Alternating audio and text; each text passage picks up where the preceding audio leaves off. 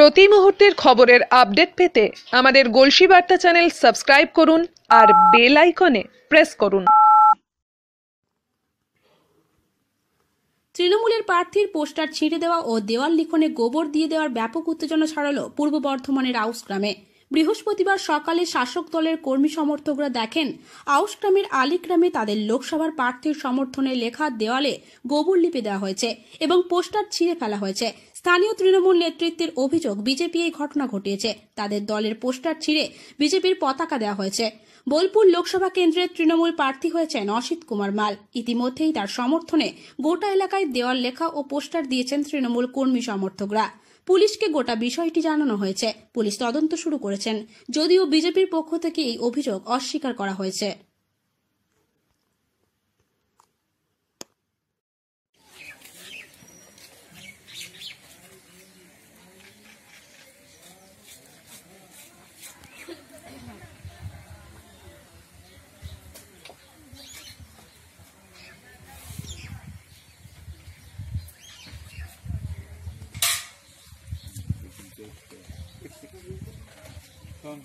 kita kamar tiga nanti jelaskan uti tu bo uti deh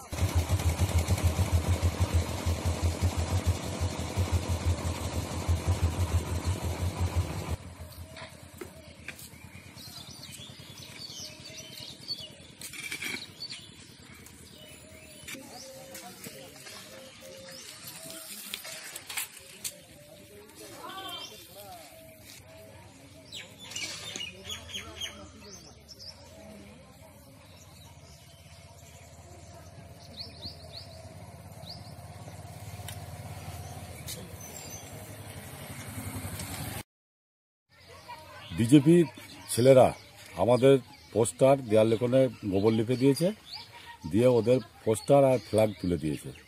4-5 জায়গায় করেছে। হ্যাঁ, আমরা থানায় অভিযোগ করছি। করলেও হেরে যাবে জানছে, এখানে কিছুই নাই। আর কিছু আমাদের দলের গাদ্দার আছে, তাদের উস্কানিতে এটা হচ্ছে। হ্যাঁ, জানাবো। এই যাচ্ছি, মিটিং আছে, ঘুষকরা ব্লক অফিসে মিটিং আছে 10টায়, ওখানে গিয়ে কথাটা তুলব। হ্যাঁ, আমাদের দলের এখানে পর্যবেক্ষক অনুমোদ্য মণ্ডলকে এই ব্যাপারটা নিয়ে জানানো হয়েছে। উনি যা বলবেন তাই পদক্ষেপ নেওয়া হবে।